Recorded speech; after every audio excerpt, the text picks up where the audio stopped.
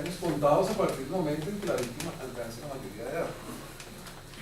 Iba a decir, no contados desde cuando se comete el delito, sino contados desde cuando la víctima llega a los 18 años.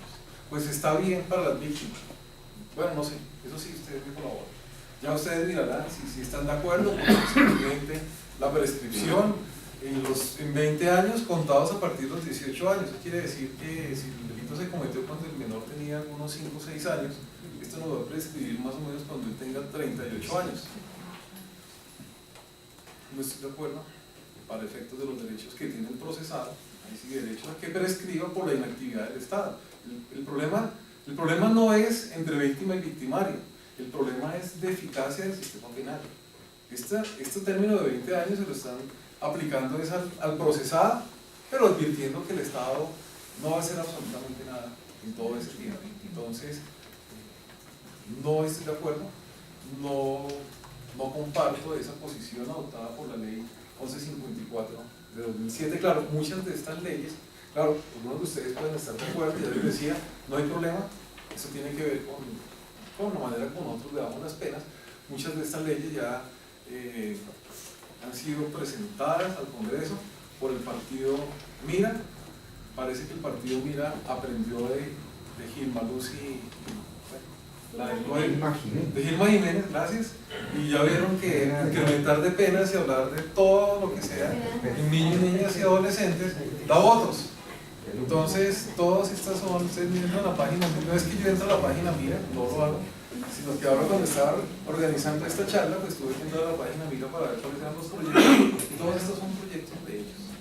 Han estado generando estos incrementos en cuanto a pena, disminución de garantías, y en fin, esa es la bandera del partido ahora, pues para conseguir votos y todo lo que sea, todos los partidos políticos.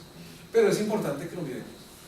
Modificación al artículo 83 del Código Penal frente a la prescripción de la acción penal tratando de estos delitos y de estas condiciones. Ley 1236 de 2008, por medio de la cual se modifican algunos artículos del Código Penal relativos a delitos de abuso sexual. Bueno, aquí vamos a ver con esta ley 1236 incrementos de penas. Esto sí lo copié y lo pegué de la página del partido Mira, me queda más fácil hacer la presentación. También es una norma de ellos, dice las penas máximas se aumentan de 12 a 20 años para el acceso carnal abusivo con menor de 14 años, de 7,5 a 13 años para el acto sexual con menor de edad. Cuando se presenta abuso sexual con acceso a una persona incapaz de resistir o con trastorno mental, las penas se incrementan de 12 a 20 años y si no hay acceso de 7,5 a 16 años. Entonces, hay que hacer una reflexión. Yo les decía hace un momento, hablemos de la internación de valores. Fíjense que yo no quiero llegar al Código Penal de una vez. Quiero, espero, procesos de educación en la casa, de formación de principios y valores. Es lo primero.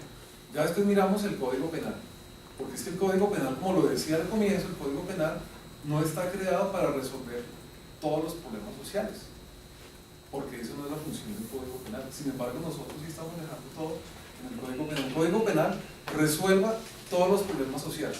No, tenemos que encontrar un mecanismo, no para estar incrementando penas, sino mecanismos para evitar que estas conductas se cometan.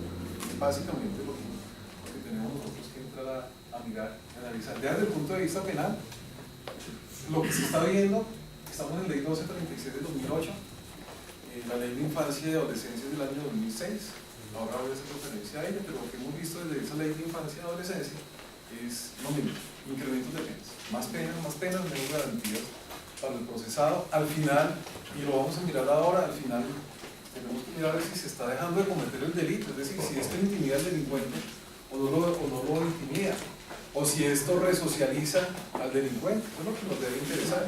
No es solamente meterlos a la cárcel, porque si no, ya lo decía, pues apliquemos penas de muerte, más fácil, se aplica pena de muerte y nos evitamos toda esa cantidad de discusiones. Siguiente. Ley 1257 de 2008, por la cual se dictan normas de sensibilización, prevención y sanción de formas de violencia y discriminación contra las mujeres. Se reforman los códigos penales de procedimiento penal, la ley 294-96 y se dictan otras disposiciones. Aquí vamos a encontrar, ya con estas leyes recientes, varios aspectos interesantes. Hoy no se legisla solamente mirando el Código Penal, sino que se legisla también mirando el Código de Procedimiento Penal. Se incrementan las penas en lo penal y en lo procesal se disminuyen garantías. Entonces, todo lo que tenga que ver con niños, niñas, adolescentes, sobre todo en estos víctimas de estos delitos sexuales y delitos contra la vida, todo lo que hemos buscado en el sistema procesal penal se niega. Entonces, detención preventiva, regla general, prohibición de preacuerdos, prohibición de rebajas de penas por aceptación de cargos, prohibición de beneficios, inclusive, bueno, carcelarios, sustituciones de cárcel. Doctor, una acotación ahí.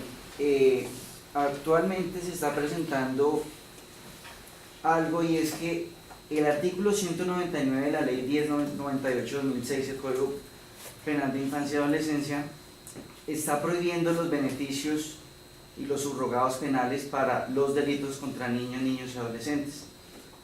Está sucediendo que en la práctica los procesados no están aceptando los cargos, y eso lo que hace es generar una congestión judicial, porque como no les van a dar ningún beneficio, no les van a dar ningún subrogado, esperémonos hasta que lleguemos hasta el juicio oral, y pasa mucho que la ineficiencia de la fiscalía no logra vencer la presunción de inocencia y hay que absolver. Entonces, a mí me parece, no sé, usted, me gustaría saber su punto de vista respecto a esa falta de beneficios y subrogados para esos delitos. Bueno, tuve la oportunidad de participar en una investigación promovida por el Consejo Superior de la Judicatura, Procuraduría y Bienestar Familiar, y logramos demostrar, a partir de un estudio de campo, estudio sociojurídico, que con la ley 10, con ese artículo 199 de la ley 1098, se estaban dictando menos sentencias condenatorias que antes de esta ley. Entonces, si el afán de las víctimas era obtener sentencias condenatorias, los resultados son contrarios, porque usted también lo menciona ahora. Si no se aceptan cargos, si no hay preacuerdos, si nos vamos a juicio, son juicios que se realizan por allá en 2, 3 años, la víctima no va a ir, la víctima de pronto se retracta, dejaremos, bueno, si bien se han creado cámaras de jefe y todo lo demás para que la víctima menor de edad declare, tampoco es que esto sea tan efectivo frente a sentencias condenatorias. Frente a sentencias condenatorias, sí, los números de sentencias son menores ahora que antes de ley 98. Y no tiene sentido. Mucho mejor que la persona inmediatamente, después de capturada, aceptara cargo. Bueno, se le da la rebaja de penas, pero ¿qué es lo que quiere la víctima? Verdad, justicia, reparación. Una aceptación de cargos garantiza esos derechos. Un preacuerdo de negociación garantiza también los derechos de la víctima. Entonces, son los aspectos contradictorios. Pero fíjese que la ley del 99, ya lo cité a la autora, la señora Gilma Jiménez, pasó de ser concejal a ser senadora, y gracias a ese, básicamente ese artículo 199. Por eso es que tenemos acá todas estas leyes ya recientes que van hacia ese lado. Populismo penal. Diríamos populismo penal porque lo que se busca es ese. Bueno, con esta ley entramos a un punto más complejo: violencia intrafamiliar. Somos maleducados los hombres, de pronto criados en hogares machistas. Es que también es el problema, si no viene de un hogar machista, en donde el niño desde pequeño le permiten que haga absolutamente todo lo que quieren. El niño se emborracha desde joven y el papá feliz. Este es el hombre de la casa, este es el varón. Va a cualquier reunión, a cualquier fiesta, él baila con todas, tiene todas las novias y eso en la casa. Ese es el varón, él sí tiene toda la cantidad de novias. ¿Sí? Ojalá que sea hijo único y que tenga varias hermanas. Todas las hermanas funcionan a partir alrededor de ese varón, porque ellas son las que le sirven la comida, las que le tienden la cama, y la mamá es la que les dice: no, mi hijita tiene la cama a su hermanito, mi hijita sirva a su hermanito. ¿Qué estamos haciendo? Pues un machista. Ese niño, cuando crezca y se case, ¿cómo va a tratar a la esposa?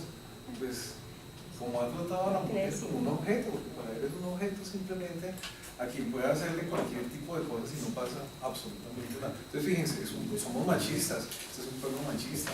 y así vamos creciendo. El niño ojalá tenga muchas novias, claro, las niñas sí que no tengan novias. Al niño le preguntamos, de niño de 13, 14 años, cuántas relaciones sexuales ha tenido. A la niña pues no se le pregunta nada de eso. El mundo machista quiere que el niño sí tenga relaciones sexuales. Bueno, en fin, ojo, es un problema social. Pero cuando ya el problema social se nos salió de las manos, entonces ¿a dónde lo traemos? Pues al sistema penal. Entonces en el sistema penal llega un momento en el que decimos no, ya el delito no es lesiones personales, sino que ahora hablemos de violencia intrafamiliar, y aquí ya se nos van a presentar otros problemas más adelante, como lo alcanzarán a mencionar, con la creación de tanto delito autónomo, porque es que el delito autónomo, como es por ejemplo la violencia intrafamiliar, como son los delitos que se presentan ahora, que lo voy a mencionar, que son las lesiones personales que se presentan por ácido contra mujeres, y todo lo que tiene que ver con feminicidio, que es también contra mujer, esos delitos autónomos, al momento en que se va a dictar sentencia, le va a generar problemas al pobre juez. Primero, de la formulación de la imputación, porque el fiscal se complica la vida haciendo una imputación, porque él no maneja el concurso de delitos, y así maneja el concurso de delitos, le queda muy complicado determinar si en realidad ese homicidio agravado fue, si ese homicidio, si eso fue un feminicidio o es un homicidio agravado, porque el feminicidio nos va a tener una serie de elementos complejos, porque no sabemos si en realidad ese homicidio hacia esa mujer se dio por el hecho de que ella es mujer o se dio por el hecho de que era la esposa y estaban peleando. Pero eso a nivel, desde el punto de vista de concursos, nos genera problemas, más si hablamos de responsabilidad del determinador y el determinado, por ejemplo, que lo puedo mencionar ahora, ¿sí? Pero doctor, a mí me parece que el problema también está en la forma como las cortes abordan el problema. O sea, si bien nosotros tenemos una legislación y esa legislación es claramente definida, puntualmente definida, cuando las cortes entran a interpretarla, o lo que yo observo como abogado es que la Corte Constitucional brinda una interpretación, pero muchas veces la Corte Suprema no toma esa interpretación. O muchas veces la Corte Suprema de Justicia lo que hace es variar la interpretación varias veces. El ejemplo más sencillo es el principio de congruencia, pero también usted lo ve en temas de audiencia preparatoria. Ahora, si usted lo ve desde el punto de vista del feminicidio, que es un delito de contexto, el contexto es lo que menos se ve porque se interpreta de cualquier forma. ¿Qué es lo que quiero decir? Es que no es solamente la legislación la que aumenta las penas, es también la interpretación de las cortes la que genera inseguridad jurídica y al mismo tiempo produce un problema que es que el pobre juez, el mismo fiscal y el pobre defensor, ya sea público o de confianza, no saben cómo interpretar esa norma o no saben cómo pueden llegar a solucionar el caso de forma pronta. Lo que uno ve en la práctica es que cuando se pretende dar una solución, las partes se abstienen de llegar a esa solución porque tienen miedo de las represalias que se puedan llegar a dar. Entonces me parece que también la jurisprudencia ha sido muy eficaz y eso trae grandes problemas. Esos son temas sensibles a la sociedad y el juez no se puede abstraer de esa condición, de esa sensibilidad que genera estos delitos. Entonces el juez, pues en su interpretación, pues hará lo mejor para aplicar la ley, aplicar la norma y también socialmente dar una sentencia ejemplarizante. Usted sabe que las cortes, sobre todo la Corte Suprema de Justicia, busca sentencias ejemplarizantes. Entonces hay momentos en los que el juez termina saliéndose de este marco que uno espera procesar o penal para ir por otro lado. Pero es que son temas sensibles. Podríamos más adelante, en otra, traer una serie de sentencias de las cortes para empezar a hacer esa revisión, porque usted tiene toda la razón, claro. Sí, cierto. Doctor, una pregunta frente a lo que habla el doctor Carlos Andrés. Cuando uno lee la sentencia 967 del 14 de Esther Ortiz, cuando es un caso de feminicidio, una situación por una situación de celos, y termina ella diciendo que le pide al Consejo Superior de la Judicatura, a través de la Escuela Rodrigo Lara Bonilla, que genere todos unos procesos de formación y capacitación, básicamente con los jueces de familia y otro tipo de jueces, para que sus decisiones tengan enfoque de género que logren superar todos los conceptos patriarcales. El concepto machista además no es el concepto es una cultura totalmente patriarcal, que son los que generan, y comienza con eso, desde el presidente de la República y sus instituciones, a través de sus funcionarios, generar un enfoque de género que permita modificación, estereotipos y criterios sobre cultura patriarcal. O sea, me llama la atención es, todo el ejercicio es la señora coloca la demanda, todo, 10 años de noviazgo y de matrimonio con un tipo que la cela en todas las formas posibles. Es que me refiero cuando usted habla de valores y cultura, y todas las formas de celo, jamás definidas, pero termina lo que dice esta magistrada haciendo alusión a eso. Pues, es el de finales del 14. Uno ve los datos de la semana pasada, usted es el que conoce, doctor Daza, de lo que ayer anoche en televisión transmitían algunos noticieros, todo lo que tiene que ver con delitos sexuales asociados, por ejemplo, a cierta forma de violencia contra mujeres, no se resuelve. Le aclaro que le estoy dando el dato, es de lo que salió en la noticia, ¿sí? O sea, a lo mejor está mal dado, a lo mejor no tiene toda la información precisa. Entonces, finalmente la opción viene a hasta dónde eso que usted anota sobre los valores como tal, y asociado a la observación, simplemente no la pregunta que le estoy haciendo, la doctora Laura me solicitó, quisiera de parte un artículo bien interesante, es de España. De España, me refiero a la persona que lo escribió, utilizó todos los análisis de legislación española. Y hay un cuestionamiento en España tremendamente fuerte. Hablan inclusive de muy bella la figura, los techos de arcilla, los techos de cemento. Cuando usted tiene un sistema como el nuestro, donde puede usted decir lo que acaba de decir, en la estructura familiar genero valores como tal. Perfecto. Pero resulta que llegó al sistema educativo, a las instituciones educativas, perdón, donde aquellos valores que de alguna u otra forma supuestamente se pregonan en la familia, se contradicen en el sistema educativo. Pero si usted pasa al sistema laboral, también es una negación. Entonces, cuando uno dice, deposito en la familia aquellos sistemas de valores que modifiquen, por ejemplo, comportamientos de tipo patriarcal, hasta donde eso es cierto, y lo que perdemos es una noción absolutamente de que una cultura como esta, 3 sistemas integrados son absolutamente contradictorios en la medida en que el uno valida unas formas y el otro las niega. Y está aquí presente la doctora Elizabeth en un trabajo que también vino una profesora española en el Seminario Internacional de Familia, y ella decía cómo en España, en Francia estaban estudiando el problema de la custodia, con un gran cuestionamiento. ¿Qué pasaba en la custodia cuando si ese papá o esa mamá configura una serie de valores no patriarcales y luego es recibido por el papá en el tiempo en que está con él, de acuerdo a la orden del juez, etcétera, quien niega todos aquellos procesos de formación? Entonces, ¿hasta dónde una sociedad como esta, cuando uno le deposita los valores? Estoy de acuerdo con usted en que no le puede el sistema, totalmente de acuerdo. Además, eso está totalmente de acuerdo con usted, citado por Robsin, además usando el Leviatán, de cómo se le pide al Estado que resuelva aquello que una sociedad ha generado. Entonces, está ahí consagrado de una manera además brillante.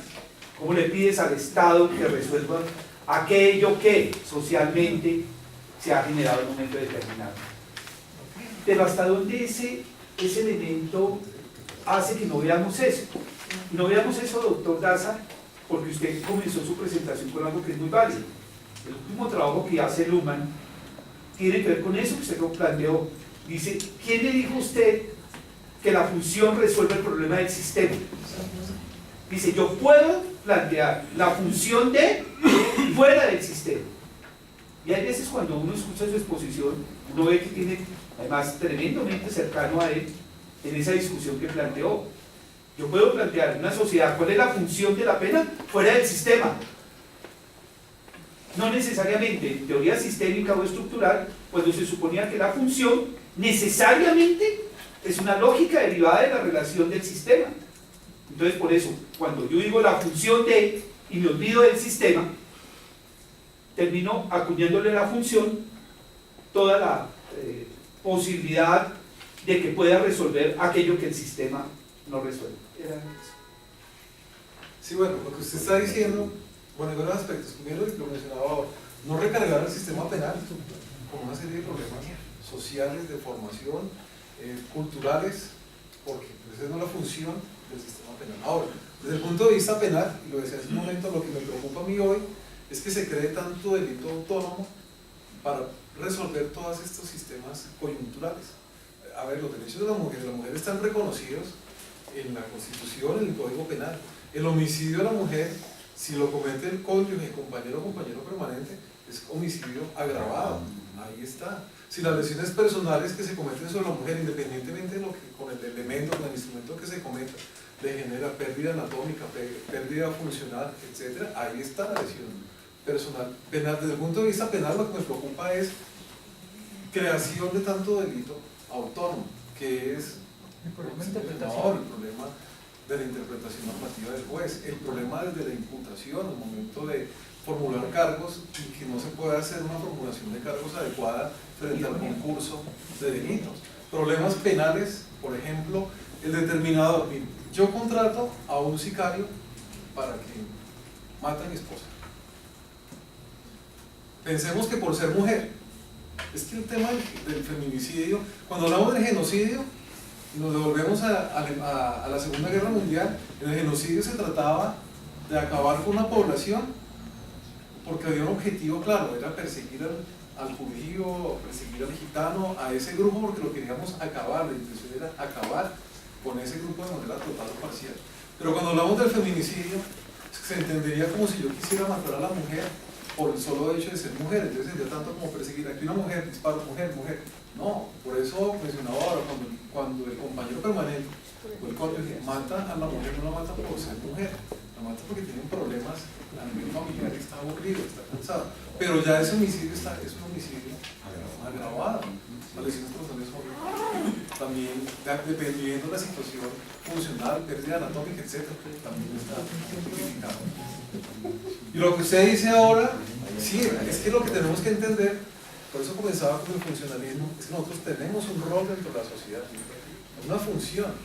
Eso es lo más importante, lo que tenemos que entender como conductores de carro, como peatones, que es desafortunadamente lo que nosotros en Colombia no entendemos. Aquí, y salimos ahora, y este andencito que tenemos para las bicicletas, por ahí va caminando la gente, o tenemos algún conductor de bicicleta que está al lado de los carros. Entonces uno dice, pero ¿por qué no pueden entender el rol dentro de la sociedad? Uno no puede entender el respeto a la norma, porque es la otra dificultad que tenemos nosotros. ¿Cuáles son los aspectos que tenemos que observar? Uno, conocer la norma. Dos, lo más importante, respetar la norma. Y tres, respetar la autoridad. Nosotros conocemos esto.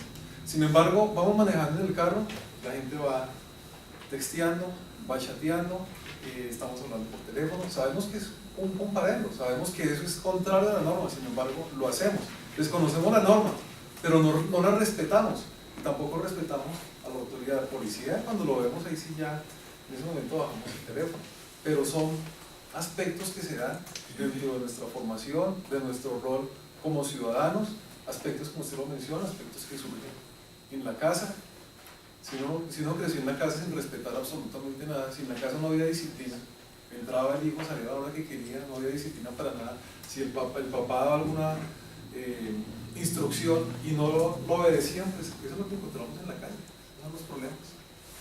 Doctor, dos cosas. Primera, yo creo que el funcionalismo no pega constantemente con el Estado Social de Derecho, por un factor de estructura del funcionalismo, que es el principio de proporcionalidad. Cuando uno está hablando de vigencia de la norma y aplicación de la norma, no importa la pena, sino aplicar la norma para que quede válida dentro de la sociedad.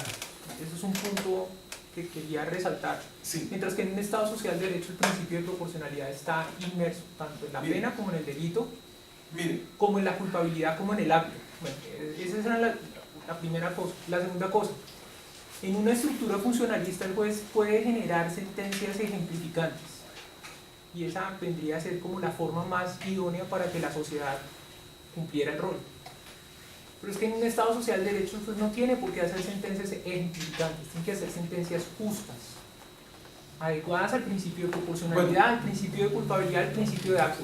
No lo digo por refutarlo, porque me parece muy buena su exposición, lo digo es porque yo estoy aterrado con la forma como la Corte Suprema genera jurisprudencia.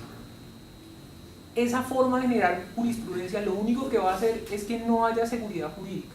Y ese es todo el problema que yo estoy viendo. Bueno, mire, para efectos de lo que estamos trabajando ahora, simplemente, y así es como yo lo miro, el derecho tiene una función. El derecho que nosotros trabajamos permanentemente tiene una función. ¿Usted dónde ubica esa función del derecho? En el modelo de Estado social y democrático de derechos. La pena tiene una función. El ejercicio que yo estoy haciendo es el que le estoy contando. Yo llevo la función de la pena al Estado social y democrático de derecho.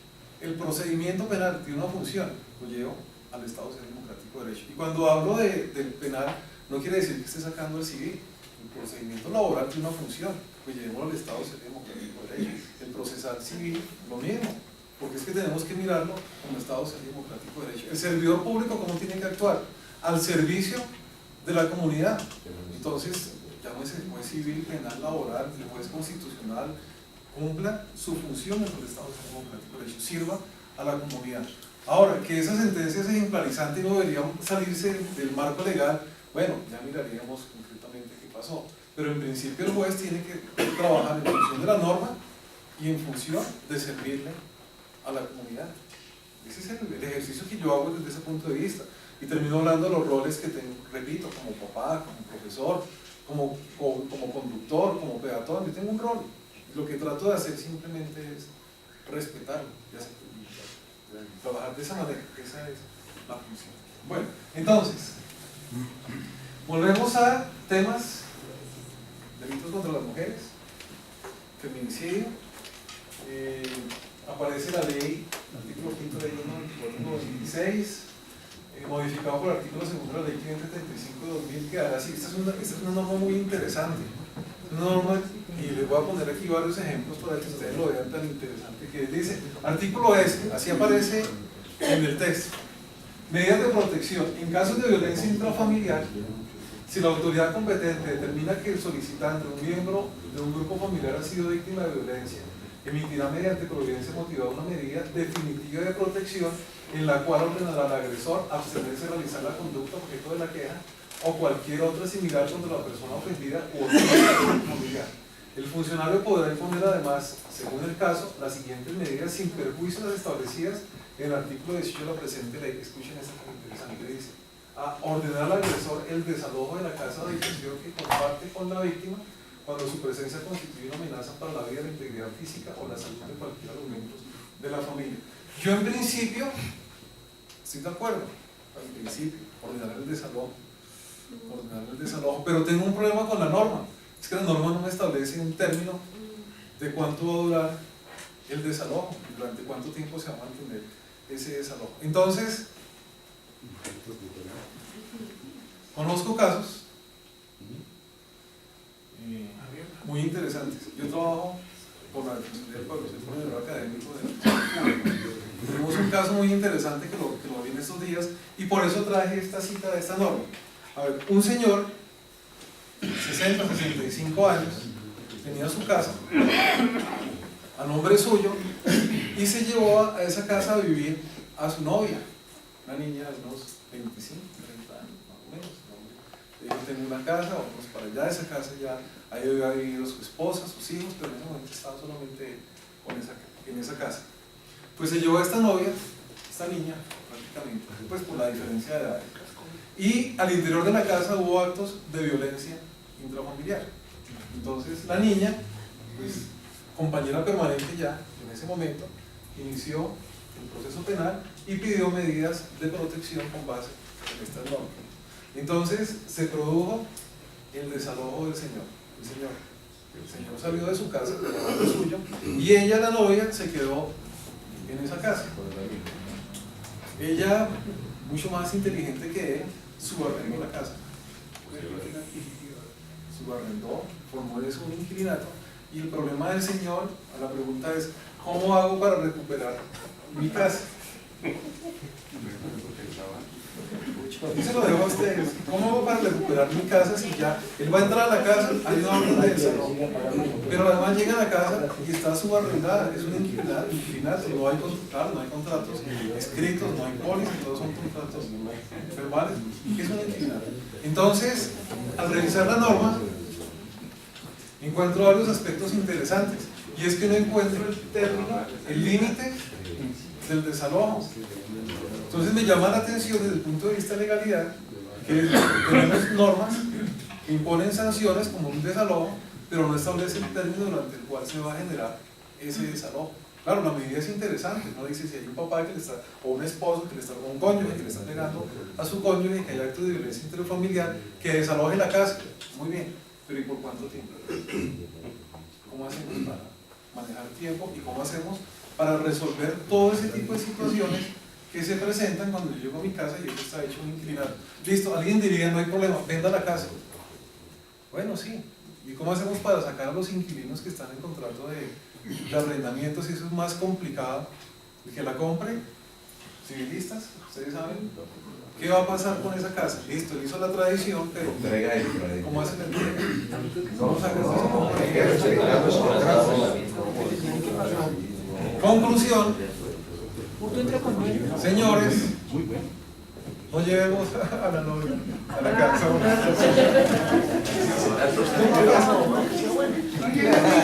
Para evitar ese tipo de problemas.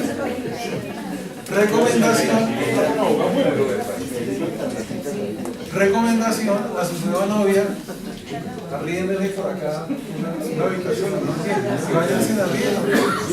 Si lo desalojan, ya se iniciará otro proceso civil frente al pago del canon de arrendamiento, pero por lo menos no es un problema de propiedad. Pero el problema es la raíz del problema, la abuso que cometió. Todo. De la derivación, pues.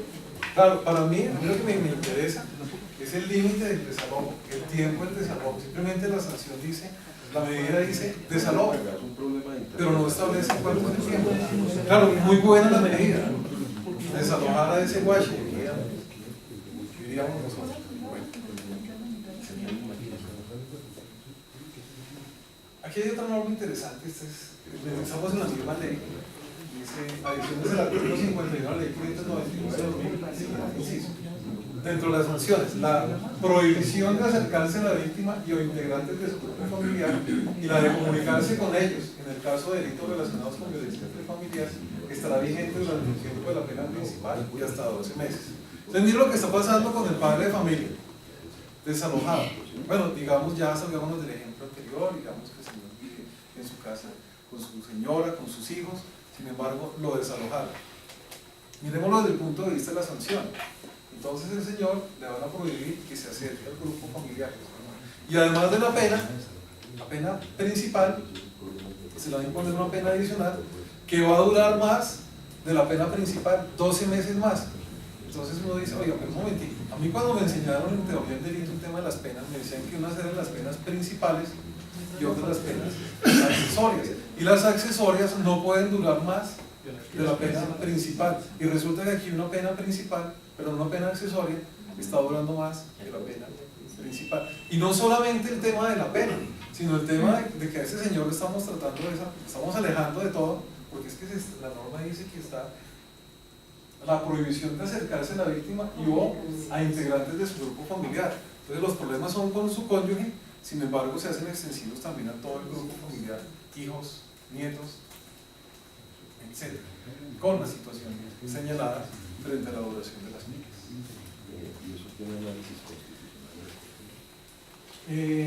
Artículo 27, adiciones del artículo 135, la ley 599 de 2000. Inciso, la pena prevista en este artículo se aumentará la tercera parte de la mitad cuando se cometiere contra una mujer por el hecho de ser mujer.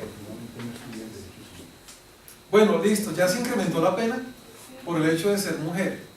Y están pensando en los hombres que son los sujetos activos de este delito. Pero entonces una pregunta, resulta que son una pareja de mujeres lesbianas Entonces fíjense que ya se les olvidó que estaban pensando en el sujeto activo hombre, porque el sujeto activo va a ser mujer y también se le va a incrementar la pena por haberle hecho daño a su pareja mujer.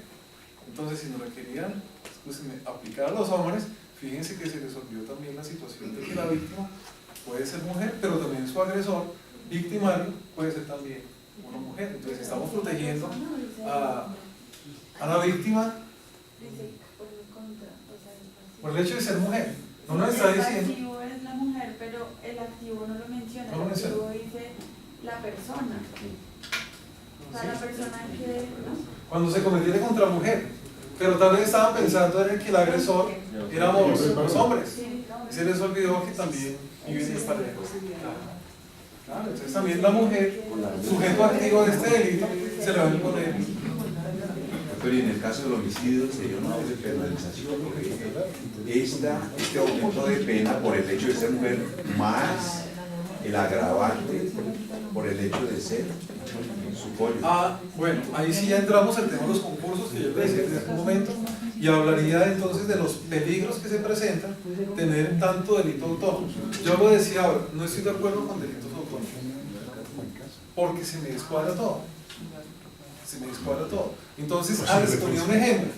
Si yo soy el determinador, yo el sicario, digo en ese ejemplo, el sicario mate a mi esposa por el hecho de ser mujer, que no va a ser así. Bueno, yo estoy determinando un delito de feminicidio, pero el sicario no está cometiendo feminicidio. Y el tema El sicario está cometiendo delito de homicidio, que podrá ser agravado por precio, por mesa remuneratoria, etc. Pero entonces, ¿en qué relación queda determinador determinado? Cuando yo estoy en teoría del delito en responsabilidad, la pena del determinado tiene que ser necesariamente tiene que ser la misma relación del determinado.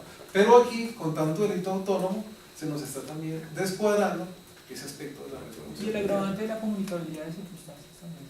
Bueno, lo llevaremos por allá. Sin embargo, esos problemas los va a tener el fiscal desde la imputación. Y de pronto el fiscal va a querer concursar, poner a concursar una serie de delitos, que para mí, por eso les decía desde hace un momento, el homicidio agravado incluye la situación de cónyuge, compañero o compañera permanente sin tanta cosa. Es que es por esa razón, es que se nos afecta. Por tanto, delito autónomo se nos afecta el derecho penal. Yo quiero ser mucho más conservador en ese tema, no quiero inventar tanto delito, simplemente decirle a la comunidad, no se preocupen, esos delitos ya están reconocidos en el Código Penal, ya, lesiones, todo el tema de los agravantes, los delitos contra la mujer, etc.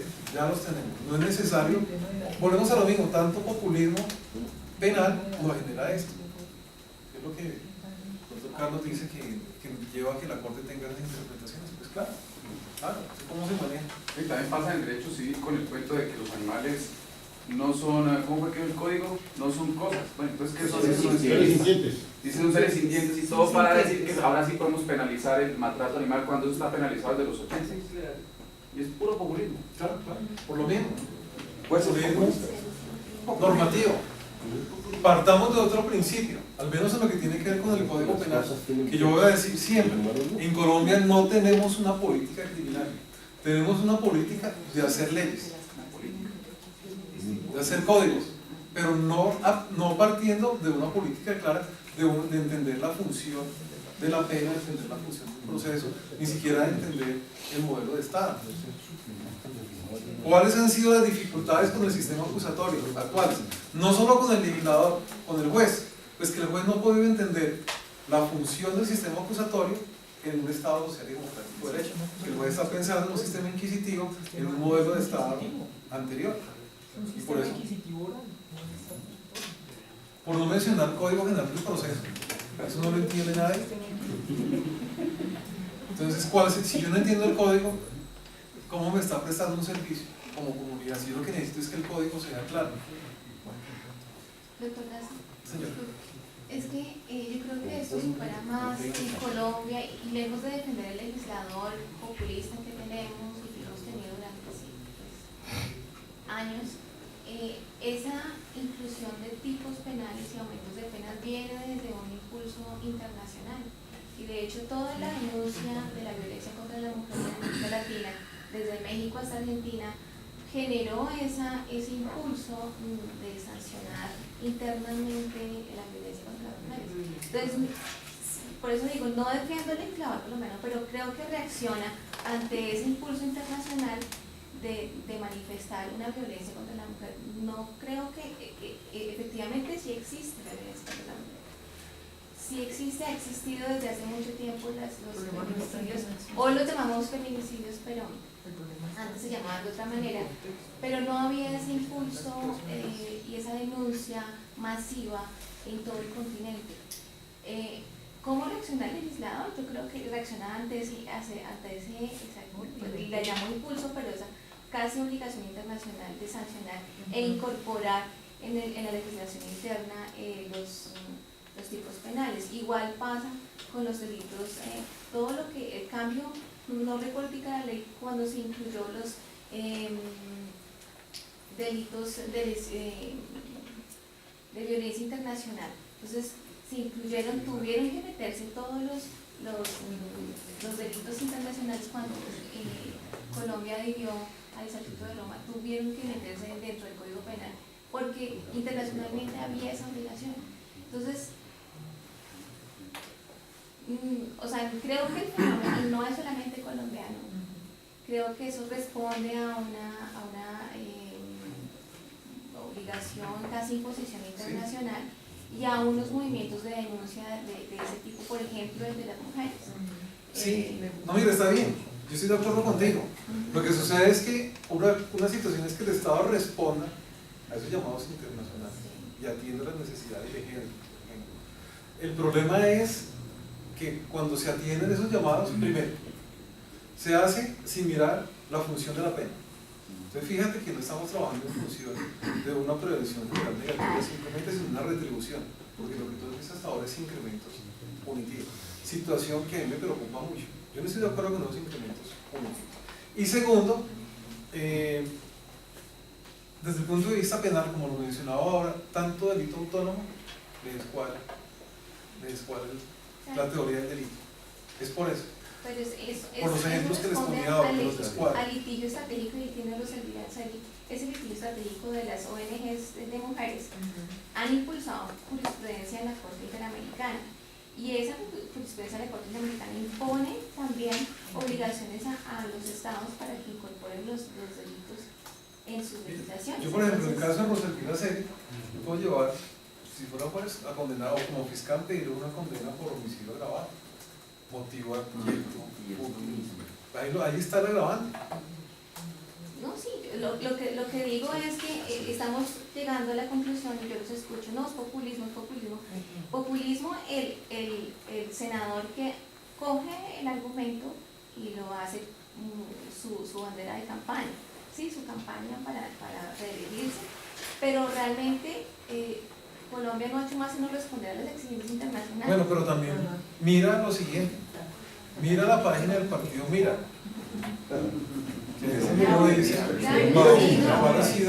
Entra a la página, todos estos delitos son de ella.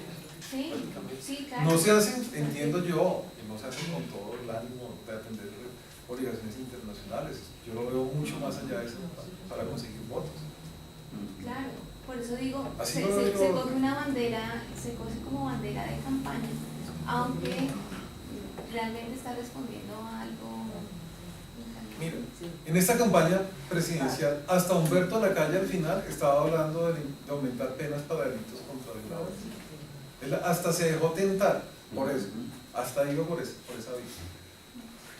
Una pregunta, digamos, desde la teoría del delito, ¿cómo hacer para que una pena obedezca o haga que se cumpla ese fin preventivo? Es decir, si seguimos aumentando penas, ya vemos que, digamos, es probable, yo no conozco cifras ni estudios, pero es probable que no veamos una disminución de, digamos, de la manera violenta en la que se matan a las mujeres.